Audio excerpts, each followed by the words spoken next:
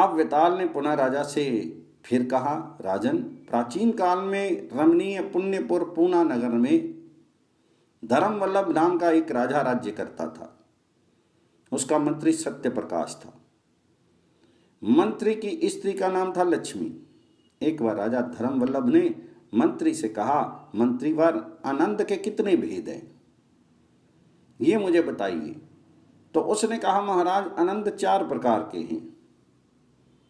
पहला, ब्रह्मचार्य आश्रम का आनंद, जो ब्रह्म आनंद है, वह श्रेष्ठ है।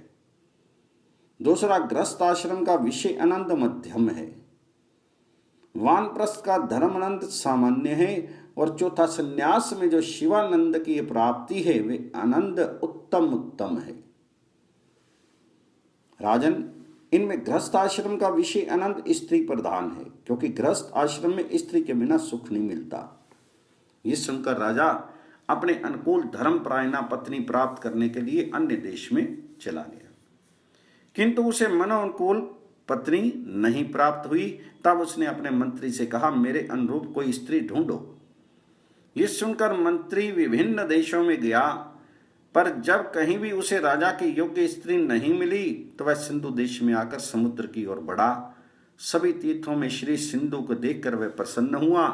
मंत्री सत्य प्रकाश ने समुद्र से इस प्रकार प्रार्थना की, सभी रत्नों के आले, सिंधु देश के स्वामिन, आपको नमस्कार है। शरणागत वत्सल, मैं आपकी शरण में आया हूँ। गंगा आदि नदियों के स्वामी जलाधीश, आपको नमस्कार है। मेरे राजा के लिए आप उत्तम स्त्री रत्न प्रदान करें। यदि ऐसा आप नहीं करेंगे तो मैं अपने प्राण यहीं त्याग दूंगा। तो नदीपति सागर ये स्तुति सुनकर प्रसन्न हो गई और उसे जल में विद्रुम के पत्तों वाली मुक्तारूपी फल से समन्वित एक वृक्ष को दिखाया, जिसके ऊपर मनोरमा सुकुमारी एक सुंदरी कन्या स्थित थी। पर कुछ भी क्षणों में देखते ही देखते वह कन्या वृक्ष सहित पुनः जल में लीन हो गई। यह देखकर अतिशय आश्चर्यचकित होकर मंत्री सत्य प्रकाश पुनः राजा के पास लौट आया और उसने सारी बातें राजा को सुनाई। पुनः दोनों समुद्र के किनारे आए। राजा ने भी मंत्री के समान ही कन्या को वृक्ष पर बैठा देखा और राजा के देखते ही देखते वह कन्या पूर्ववत जल में फिर प्रविष्ट कर गई। इस अद्भुत दृश्य को देखकर राजा भी समुद्र में प्रविष्ट हो गया तथा उसी कन्या के साथ पाताल में पहुंच गया और मंत्री वापस लौट आया। राजा ने कहा, वरानने, मैं तुम्हारे लिए यहां आया हूं, गांधर्व विवाह से मुझे प्राप्त करो। उसने कहा, नृपश्रेष्ठ, जब कृष्ण पक्ष की चतुर्दशी तिथि आएगी तब मैं देवी प्रसाद में आकर तुम्हें मिलूंगी। राजा लौट आया और पुनः कृष्ण चतुर्दशी के दिन हाथ में तलवार लेकर देवी के मंदिर में गया। वह कन्या राजा से पूर्व ही मंदिर में पहुंच चुकी थी। उसी समय बकवाहन नाम के एक राक्षस ने आकर उस कन्या का स्पर्श किया। ये देखकर राजा क्रोध अंध हो गया। उसने राक्षस का सिर तलवार से काट दिया। पुनः उस कन्या से कहा, भामनी, तुम सत्य बताओ, ये कौन था और यहां कैसे आया? तो उसने कहा, राजन, मैं विद्याधर की कन्या हूं, मेरा नाम मधवती है, मैं पिताजी की प्रिय कन्या हूं। एक बार मैं किसी समय वन में गई थी और भोजन के समय पिता माता के पास घर में नहीं पहुंच सकी थी। मेरे पिताजी ने ध्यान के द्वारा सारा वृत्तांत जान लिया। उन्होंने मुझे शाप दे दिया कि मधवती, कृष्ण चतुर्दशी को तुमको राक्षस ग्रहण करेगा।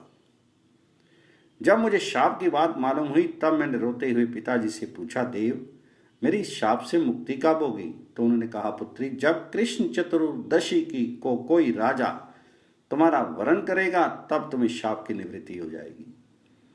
तो मधवती ने कहा, राजन, आपके अनुग्रह से आज मैं शाप से मुक्त हो गई हूँ।